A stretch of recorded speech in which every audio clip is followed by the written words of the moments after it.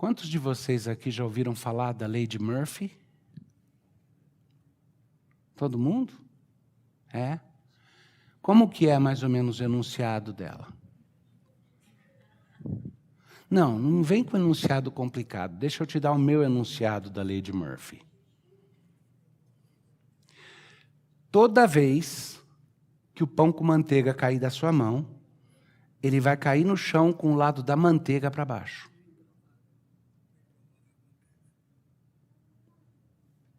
Tudo de ruim que puder acontecer, vai acontecer. E tem o complemento da lei de Murphy. Geralmente vai ser na pior hora.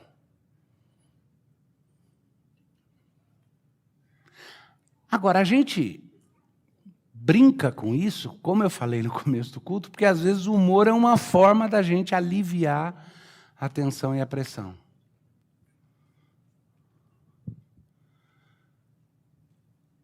Mas, honestamente, há momentos em que a gente olha ao nosso redor, olha para o mundo, vê as coisas que estão acontecendo, e a gente fala, uau, que bacana, que coisa boa, que coisa bonita.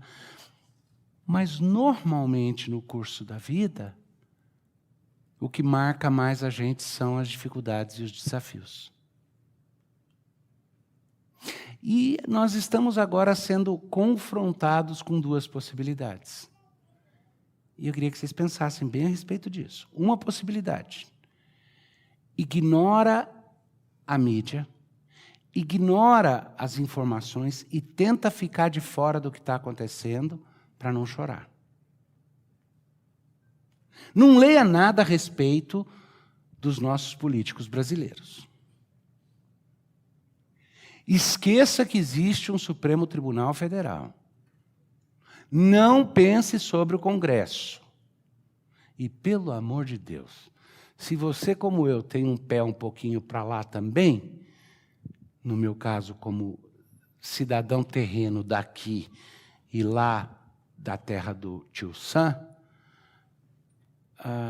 não olha para o que está acontecendo lá. Não pensa a respeito das pressões que estão acontecendo contra a liberdade religiosa. Não vai te fazer bem, vai causar apreensão. Ignora a fala de gente que diz que no reset global que a gente precisa fazer, a religião é um dos grandes empecilhos, a não ser que seja uma religião inclusiva, que abrace tudo e todo mundo. E, pelo amor de Deus, não tenha qualquer apego pela linguagem, pela capacidade de comunicação. Porque a nova língua que está sendo estabelecida globalmente tem até o amém transformado no a woman. Se vocês não viram isso, foi a oração de abertura do Congresso Nacional Americano. Essa semana, um pastor foi lá e fez uma oração ao Deus monoteísta Brahma, de todas as religiões, e terminou a oração falando Amém e a woman. Eu não sei se é a coragem de quem está disposto a ignorar todas as outras coisas só para fazer um ponto, ou se é a burrice do pecado que emburrece. Mas o distinto sujeito conseguiu pegar uma palavra hebraica que não tem gênero e transformar num ponto político de suposta justiça identitária. Porque man, no inglês, é homem. Então ele achou que amen é um homem. Então tem que terminar a oração, além de amém, falando também a woman, que é mulher, woman. Ignora tudo isso.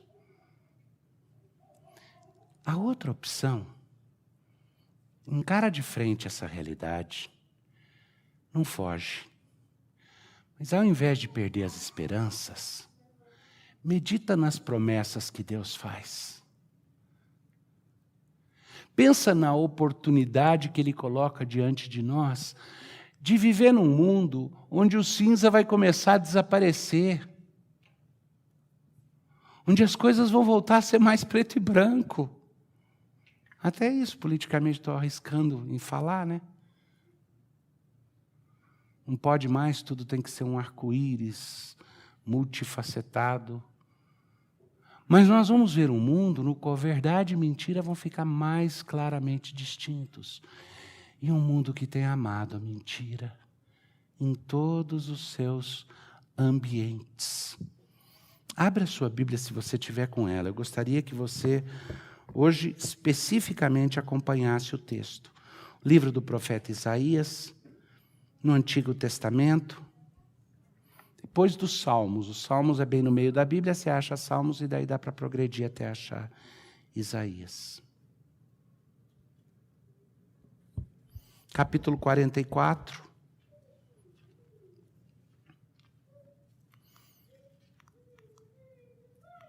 Aqui Deus vai falar da promessa de redenção que Ele faz. Ele vai falar não da situação que diz, vou te preservar de passar qualquer aperto, mas a promessa que Ele faz de que eu vou te fortalecer para que você persevere na tribulação e saia fortalecido. Deus faz uma promessa de redenção ao seu povo. E é uma promessa que é especificamente para você. Ele vai fazer a promessa, quando eu ler o texto, vocês vão ver, para Jacó, seu filho, para o povo de Israel. Nós somos os herdeiros de Jacó e de Israel. Então essa promessa é para nós, coletivamente, como igreja de Cristo. E é para você individualmente. E eu quero que hoje você leve o sermão para o seu coração, sabendo que ele é para você. Isaías 44, versículo 1. Agora, pois, ouve, ó Jacó, servo meu, ó Israel, a quem escolhi. Alguém pode me dizer por que ele fala Jacó e Israel? Será que a pessoa tinha dois nomes, chamava Jacó e Israel? Ou alguém lembra mais ou menos o porquê Isaías escreveria a palavra do Senhor usando os dois nomes? Não é irrelevante. Quem foi Jacó e quem foi Israel? A mesma pessoa. Mas Jacó, eu não sei se vocês sabem, o nome Jacó tem um significado especial. Jacó significa enganador. E Israel significa pai de muitos. É a mesma pessoa.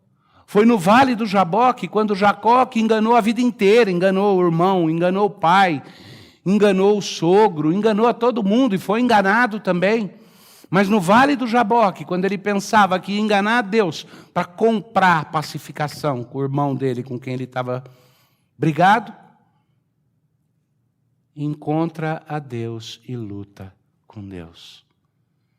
Deus lhe fere a coxa, mas dá a bênção para ele. E a bênção que Deus dá é, você não é mais Jacó, agora você é Israel. Estou te redimindo.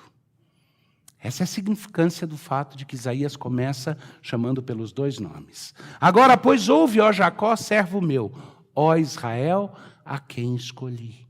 Assim diz o Senhor que te criou e te formou desde o ventre e que te ajuda.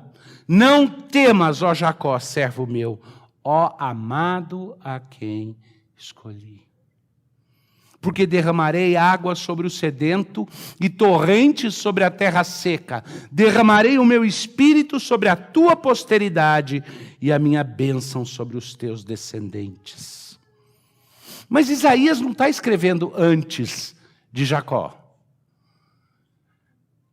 Muito tempo já passou. Então Isaías está usando a referência de Jacó, Israel, o pai da nação de Israel, mas ele está falando já para a posteridade.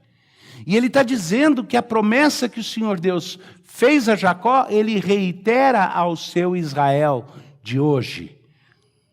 E que eu vou, por extensão, dizer que ele reitera a você, a nós. E olha que lindo como que a promessa começa, porque derramarei água sobre o sedento e torrentes sobre a terra seca. Derramarei o meu espírito sobre a tua posteridade e a minha bênção sobre os teus descendentes. e brotarão como a erva, como salgueiros junto às correntes de água. Um dirá, eu sou do Senhor, outro se chamará do nome de Jacó.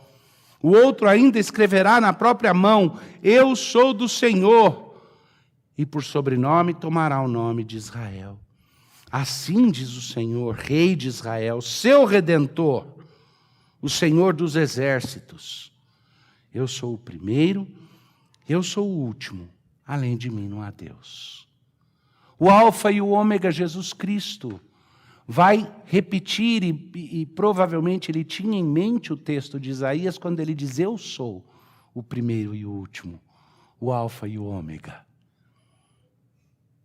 Quem há como eu, feito predições desde que estabeleci o mais antigo povo, que o declare e exponha perante mim, quem? Que anuncie as coisas futuras, as coisas que hão de vir. Não vos assombreis, nem temais. Acaso, desde aquele tempo, não vou-lo fiz ouvir, não vou-lo anunciei? Vós sois as minhas testemunhas. Há outro Deus além de mim? Não, não há outra rocha que eu conheça. Escuta o Senhor Deus falando isso. Aí ele continua. Todos os artífices de imagens, de esculturas, são nada. E as suas coisas preferidas são de nenhum préstimo. Eles mesmos são testemunhas de que elas nada veem, nem entendem, para que eles sejam confundidos.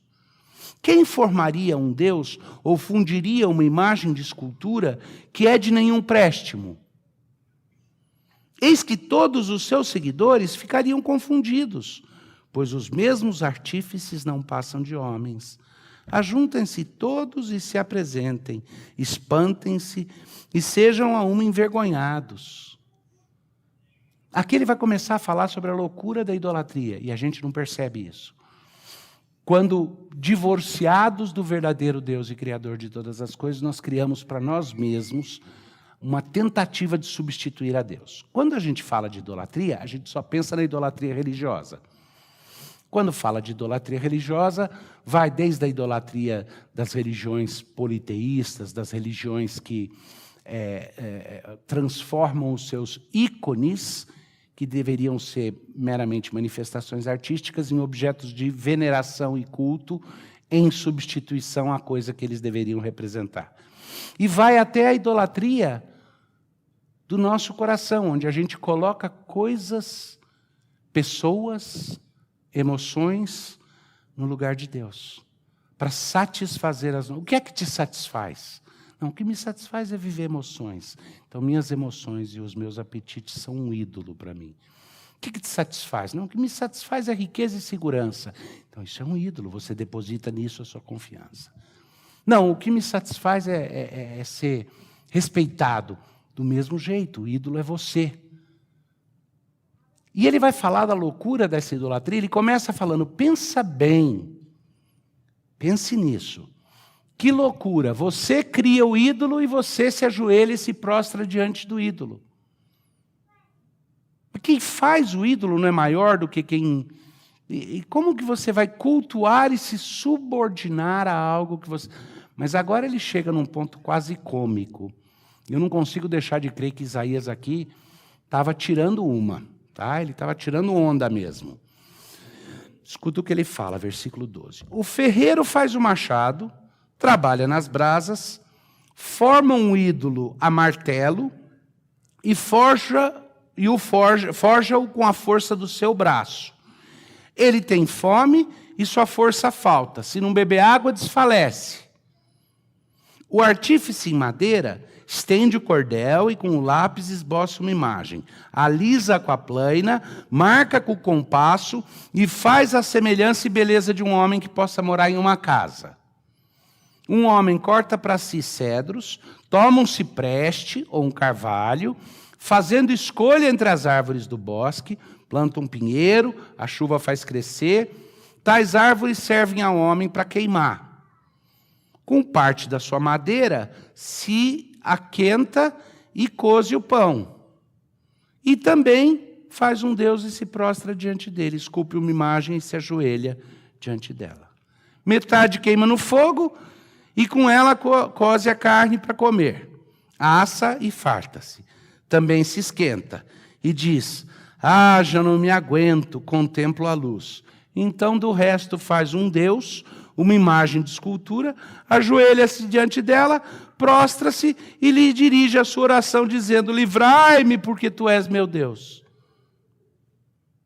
Nem sabem, nem entendem, porque se lhes grudaram os olhos para que não vejam, e o seu coração já não pode entender. Nenhum deles cai em si. Já não há conhecimento, nem compreensão, para dizer, metade queimei e cozi pão sobre as suas brasas. Assei sobre elas carne e a comi. E faria eu do resto uma abominação? Ajoelhar-me-ia eu diante de um pedaço de árvore? Tal homem se apacenta de cinza. Seu coração enganado o iludiu, de maneira que não pode livrar a sua alma, nem pode dizer, não é mentira aquilo em que confio?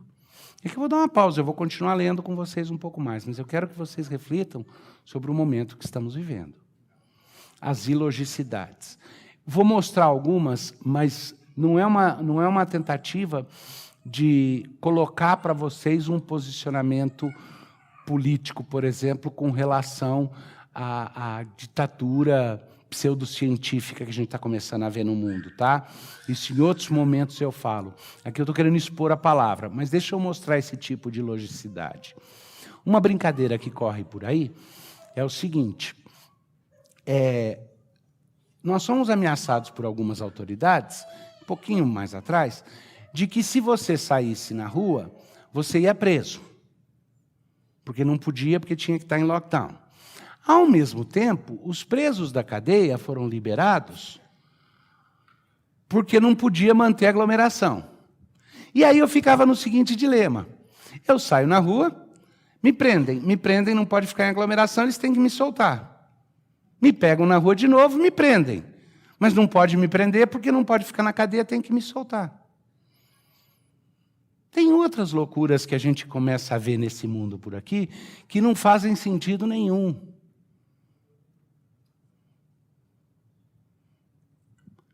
Eu vou até, algumas são até de tão mau gosto que eu vou aqui, me contei e não vou ilustrar para vocês. Mas a gente está vendo coisas incríveis acontecendo. Como é que é? Um dos meus filhos estava me contando aí um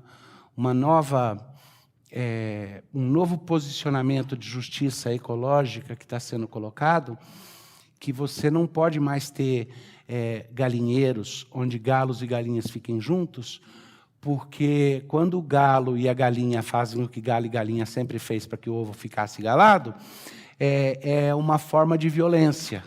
E a gente tem que tratar os animais com a mesma justiça com que a gente trata os seres humanos, porque os animais são iguais a nós. Então não pode botar galo e galinha junto, porque vai que o galo não pede o consentimento da galinha antes. Algumas dessas coisas a gente escuta, e como disse o pastor Vadislau, acho que ontem no carro, ele virou e falou, às vezes eu suspeito que algumas dessas coisas é piada que o pessoal conta, e os acadêmicos aceitam a piada e vão levar a sério e tentar desenvolver. Como aquela do 2 mais 2 é igual a 3, né? Que alguns meses atrás um matemático inventou essa piada, dizendo que 2 mais 2 é igual a 4, é uma forma de imposição cultural e dominação racial. Então, criou-se um movimento de que 2 mais 2 é 5. E esse matemático que fez isso, fez de piada para mostrar. Mas todo mundo levou a sério, então criou... E agora você encontra, literalmente, um monte de trabalhos acadêmicos de gente tentando provar que a matemática precisa ser reestruturada, porque a matemática é socialmente injusta.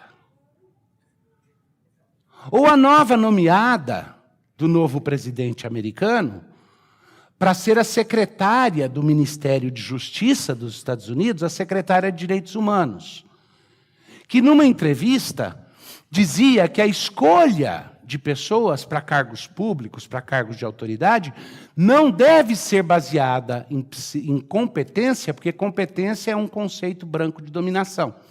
que deve ser baseada em pluralidade identitária. E o entrevistador perguntou, mas no caso, por exemplo, de um neurocirurgião ou um piloto de avião, você sustentaria a mesma coisa, que diversidade identitária é mais importante do que habilidade? E ela falou, definitivamente sim. E o entrevistador falou, mas, minha senhora, na hora de alguém pilotar um avião com a sua vida em risco, ou na hora de um cirurgião abrir sua cabeça e mexer no seu cérebro, não é mais importante a habilidade que ele tenha do que a aparência que ele tem? Ela falou, não, porque se queremos um mundo justo, nós temos que entender que a identidade dos outros é a coisa mais importante que existe. Essa mulher acabou de ser nomeada como secretária do Ministério da Justiça dos Estados Unidos, a secretária de Direitos Humanos, do equivalente deles de Direitos Humanos. É ilógico, não é? Tão ilógico quanto alguém que pega um pedaço de pau, corta na metade, metade racha para lenha, a outra metade esculpe um ídolo, põe o ídolo num altar, se ajoelha diante dele e entrega as suas expectativas e os seus anseios para aquele ídolo.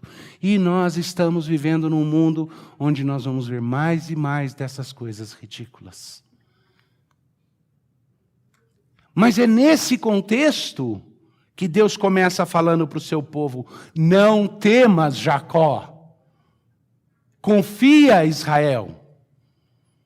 Ele vai descrever a loucura dessa idolatria, mas antes disso ele começa dizendo, não tenha medo de enfrentar isso. Por quê? Versículo 21.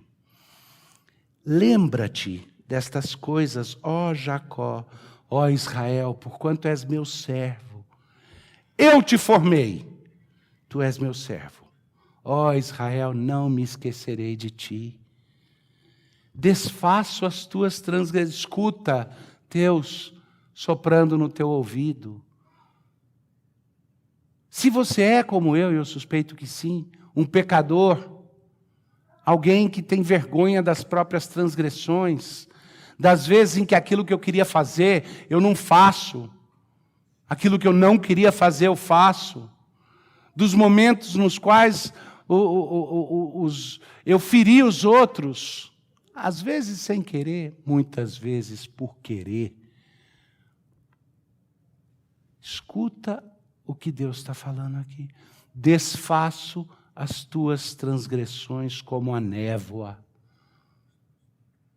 Puf. Suas transgressões, Deus faz assim. Ele lava a nossa alma com o perdão gracioso.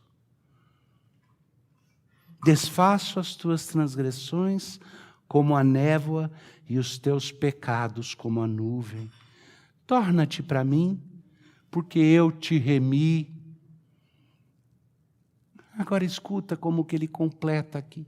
Regozijai-vos, ó céus, porque o Senhor fez isso. Exultai-vos, ó profundezas da terra. Retumbai com júbilo, vós montes, vós bosques, e todas as suas árvores, porque o Senhor remiu a Jacó e se glorificou em Israel. Esse versículo 23, no texto original, regozijai-vos é uma tradução adequada, mas ela perde um pouquinho de um aspecto que na nossa cultura hoje pode ser ressaltado. Na verdade, a expressão é cantai de júbilo. Tá? Regozijai-vos, de fato, cantai de júbilo, seria uma expressão idiomática, mas o que está sendo usado aqui no hebraico desse texto é essa ideia. Não é assim, regozijai-vos, daquele alegre-se, uma coisa meio pacata. É cante de alegria, exploda em canção. Que os céus se encham de música, porque o Senhor Deus fez isso, perdoou as nossas transgressões, limpou o nosso coração, nos justificou pelo Filho amado dele e nos transformou em povo da promessa. Por isso, as profundezas da terra, As cavernas mais profundas têm que retumbar em alegria. A natureza tem que exaltar com júbilo. Os montes, os bosques, todas as árvores, toda a natureza a uma só voz. Como que se tomando vida e glorificando a Deus. De novo, lembra que eu falei dos 2 nomes? Jacó e Israel? Glorificando a Deus, porque Ele redimiu a Jacó, porque Ele redimiu quem você era. E Ele está se glorificando em Israel, em quem você é. Ele nos amou quando não éramos povo. Nos salvou quando ainda éramos enganadores e idólatras. E hoje promete se glorificar em nós. Tornar a nós a sua glória. Ele remiu a Jacó e se glorificou em Israel. Deus faz uma promessa. E a promessa dele inclui algumas declarações. Eu vou resumir agora para vocês, porque eu quero que fique bem marcado. Primeiro, não tema. Quando você olha para esse mundo que nós estamos vivendo, você olha para os tempos, não tema. Ele diz, por que não temer? Porque Ele te escolheu. Ele vai te redimir e Ele vai renovar a sua alegria. Ele é o primeiro e o último. Não há outro Deus. E a idolatria de colocar suas esperanças em qualquer outra coisa é cômica, é tragicômica. E deve ficar longe de nós. Não precisa. Não temos razão para ter medo, porque Ele nos chamou e Ele é o princípio e o fim. Em segundo lugar, alegre-se, se encha de júbilo. No lugar do temor, ponha uma canção de alegria. Não porque as coisas vão ficar boas, não porque você vai dizer como a Anne, a versão Hollywood dos anos 50 da Poliana, como que era aquela música? O sol vai nascer amanhã, the sun will come up tomorrow. Não, não é uma esperança romântica, uma alegria boba. Alegre-se porque, você é um servo do Deus vivo. Ele garantiu que não precisa ter medo, Ele te chamou para se regozijar nele, e Ele diz, regozije-se porque você é meu servo. Regozije-se porque Ele já te redimiu no cômputo final das contas. Você está esperando a glorificação. Você está esperando a beleza de Cristo plasmada em você de forma patente. A gente vive naquela penumbra de saber que já somos herdeiros de todas as coisas. Mas ainda não foi aberto o espólio total. Ainda não tomamos posse de algumas das coisas, mas é garantido. Deus já nos deu todas as coisas. Nós somos servos e Ele já nos redimiu. E Ele vai plasmar, Ele vai imprimir a glória dEle em nós. E em você individualmente. A glória do Deus vivo, Rei do Universo, um dia será manifesta em cada fibra do seu ser. E a promessa de Deus é que um dia nós vamos olhar um para o outro e dizer, uau, como você me lembra do Pai. Nós vamos olhar um para o outro e dizer, eu olho para você e o que eu vejo é um brilho maravilhoso do Pai que temos em comum. Mas essas promessas que Deus faz, elas têm implicações, elas têm demandas. Se lembramos dessas promessas, duas coisas vão ser muito importantes nesses tempos. Para a gente não sair dos trilhos, para a gente aguentar o que vier pela frente, para a gente regozijar quando for perseguido, para a gente aguentar cadeias e tribulações se precisar. para a gente ter coragem de defender um ao outro se precisar, resistir àqueles que vierem para nós, proteger até os ímpios da injustiça e das perseguições que virão. Para isso, fincado nessas promessas tão positivas que Deus dá, alguns lembretes. Em primeiro lugar, clame ao Senhor. Busque o Senhor. Busque o Senhor hoje, não espera o momento do desespero, não espera bater a porta da cela ou a algema fechar no seu braço para dizer, meu Deus, me auxilie. Busca o Senhor hoje. Anseie pela redenção que Ele promete. Não vive num mundo de sonho ou de ilusão. Não se aliene. Lembra que eu comecei falando que tem duas possibilidades? Não se aliene. Deus promete que Ele vai, um dia, derramar chuva na terra seca. Que esse mundo, que é um deserto de justiça hoje, um dia vai ter plena justiça chovendo. Ele promete isso, então busque a Ele. Clame ao Senhor. Agradeça a Ele e busque a aplicação da redenção que Ele já te deu na sua vida. Ele prometeu dissipar as nossas transgressões como a névoa e os nossos pecados como a nuvem, não é? Confessa os seus pecados a Deus. Se arrepende diante dEle. Não se arrependa diante de Deus para pedir se talvez Ele perdoa. Ele já disse que perdoa. Mas faz bem ao nosso coração buscar o Senhor e clamar por esse perdão. Porque o reavivamento nas nossas vidas começa com arrependimento. Não o arrependimento que tenta, quiçá, conseguir o perdão, mas o arrependimento de gente que sabe de antemão já foi perdoada. E ainda assim busca o Senhor.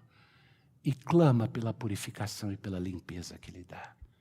Juridicamente já perdoados, mas existencialmente buscando essa dissipação das nossas transgressões como a névoa, essa limpeza de coração. E faz dele a sua força. Busca nele a sua fortaleza. E, sobretudo, nesses tempos, talvez a parte mais difícil, a grande apostasia que já começa na igreja, ela vem por meio da idolatria, sempre veio na idolatria. E a idolatria é como aquele peixe que você nunca consegue agarrar, porque ele é tão escorregadio que você aperta e ele pula das mãos. Você destrói um ídolo, aparece outro. Sabe aquele jogo de pegar o martelinho e fica aparecendo uns furões assim, você tem que bater um, bate um, sobe outro, bate outro, sobe outro. Ídolo é desse jeito, você destrói um, aparece outro no lugar. Precisamos adorar somente a Deus e abrir os olhos para perceber que nosso senso de justiça própria é idólatra. A nossa autojustiça é idólatra, ela é culto de si mesmo. Nosso legalismo é culto de si mesmo. Nosso hedonismo é culto de si mesmo. Nós somos chamados para adorar a Deus, para regozijar nele. Verdadeiro culto, em palavra e gesto. Serviço em obediência a Deus. A palavra dele é tão clara, a gente sabe o que ele quer de nós, o Espírito testifica. E não deixa para se alegrar só quando chegar o dia final da festa. Aprende a viver hoje, em antecipação do dia quando a glória do Senhor vai cobrir a terra como as águas cobrem o mar. Do dia em que nós vamos nos assentar numa grande mesa de banquete. Milhões e milhões, e cada um vai sentir como se estivesse individualmente sozinho com Deus. E o Cordeiro amado vai dizer, eu tomo outra vez o cálice, dessa vez com vocês. E nós vamos festejar. Vamos comer e beber junto com o nosso Salvador, o Cordeiro amado de Deus. E nós vamos ouvir o Cordeiro dizendo: eis que faço novas todas as coisas, porque eu sou o princípio e o fim, o alfa e o ômega. E aí, eu gosto demais quando eu chego nesse pedacinho lá do Apocalipse, porque depois de falar dessas coisas grandiosas, Deus revelou a João uma outra frasezinha. E o Senhor Jesus vai enxugar a lágrima do rosto de cada um de nós, para sempre. Um a um. Imagina a intimidade de Jesus Cristo, enxugando as lágrimas do seu rosto para sempre. Cada uma que ele tira, ele diz: nunca mais volta. Viva no gozo dessa expectativa desde já. É mais real do que os falsos ídolos que a gente vive, do que a falsa conjuntura que a gente vive. É mais real do que todas as coisas que nós achamos que são concretas e ponderáveis ao nosso redor. Todas elas são como névoa. E como os nossos pecados e as nossas transgressões, todas essas coisas vão passar. Puf. E o que fica é a glória de Deus refletida em nós, para toda a eternidade. Vamos orar. Pai, grava aquilo que é teu nos nossos corações. Impede, porventura, aquilo que seja meramente reflexo da boca do profeta, do veículo humano, de ter morada nos corações, mas que aquilo que é teu nos encha de esperança e de alegria. Por Cristo Jesus. Amém.